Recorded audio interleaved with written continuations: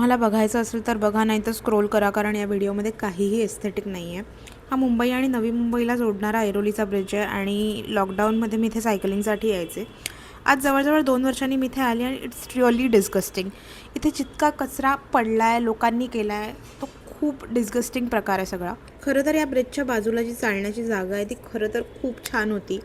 इथून खूप कमाल सनसेट दिसायचा, अजूनही दिसतो. आणि लोक इथे येतात, कचरा भिरकावतात पाण्यात खालच्या. आय गेस खाली आहे ती ठाणे क्रीक आहे.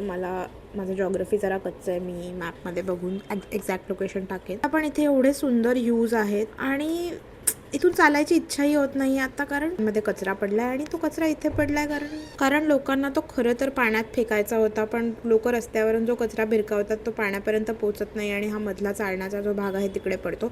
ॲज आय स्पीक हे काका पण तेच कचरा टाकतात आणि आता मी नाही राहिली अशी व्यक्ती की मी त्यांना जाऊन सांगेन की तुम्ही का असा कचरा टाकताय. 4-5 वर्षापूर्वी in my early 20s I was this person की मी लोकांना जाऊन सांगायचे की इकडे का कचरा करताय वगैरे. आता नाही आहे माझ्यात असे अँग्विश तेवढी की मी लोकांना जाऊन सांगेन की कचरा वगैरे टाकू नका. खरंच आपण एक स्वच्छ देश डिझर्व करतो का, असा मला खरंच प्रश्न पडला आहे आता. आणि ही तीच जागा आहे जिकडे त्या एका सीझनमध्ये फ्लेमिंगोज येतात, लोक ते फ्लेमिंगोज बघायला इथे येतात आणि त्याच ठिकाणी लोक येऊन असा कचरा करतात. म्हणजे आत्ता पण हे बघा, कोणीतरी परत एक पिशवी भिरकवली.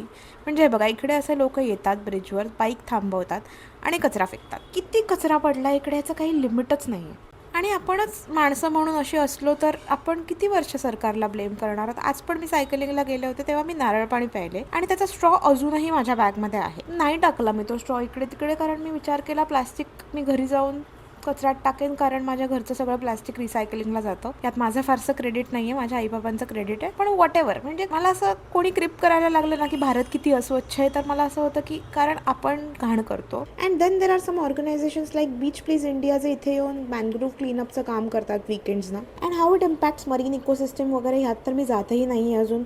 It's just about our basic civic sense आणि मला वाटतं तो सगळ्यांमध्ये असला पाहिजे.